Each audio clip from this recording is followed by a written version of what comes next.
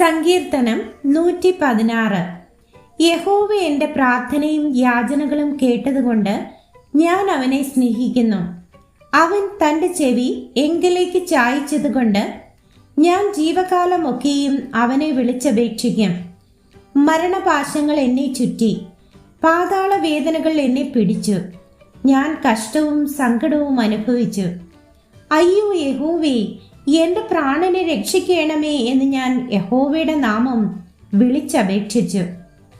യഹോവ കൃപയും നീതിയുമുള്ളവൻ, നമ്മുടെ ദൈവം കരുണയുള്ളവൻ തന്നെ. യഹോവ അല്പബുദ്ധികളെ പാലിക്കുന്നു. ഞാൻ എളിമപ്പെട്ടു, അവൻ എന്നെ രക്ഷിച്ചു. എൻ മനമേ, നീ വീണ്ടും സ്വസ്ഥമായിരിക്ക. യഹോവ നിനക്ക് ഉപകാരം ചെയ്തിരിക്കുന്നു. നീ എൻ്റെ പ്രാണനെ മരണത്തിൽ നിന്നും, എൻ്റെ കണ്ണിനെ കണ്ണുനീരിൽ നിന്നും, എൻ്റെ കാലിനെ വീഴ്ചയിൽ നിന്നും രക്ഷിച്ചിരിക്കുന്നു.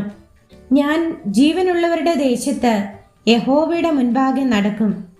ഞാൻ വലിയ കഷ്ടതയിലായി എന്ന് പറഞ്ഞപ്പോൾ ഞാൻ വിശ്വസിച്ചു. സകല മനുഷ്യരും ഭോഷ്ക് പറയുന്നു എന്ന് ഞാൻ എൻ്റെ പരിഭ്രമത്തിൽ പറഞ്ഞു. യഹോവ എനിക്ക് ചെയ്ത സകല ഉപകാരങ്ങൾക്കും ഞാൻ അവന് എന്ത് പകരം കൊടുക്കും? ഞാൻ രക്ഷയുടെ പാനപാത്രം എടുത്ത് യഹോവയുടെ നാമം വിളിച്ചപേക്ഷിക്കും.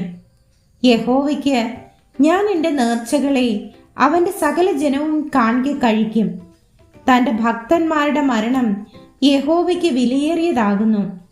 യഹോവേ, ഞാൻ നിന്റെ ദാസനാകുന്നു, നിന്റെ ദാസനും നിന്റെ ദാസിയുടെ മകനും തന്നെ. നീ എൻ്റെ ബന്ധനങ്ങളെ അഴിച്ചിരിക്കുന്നു.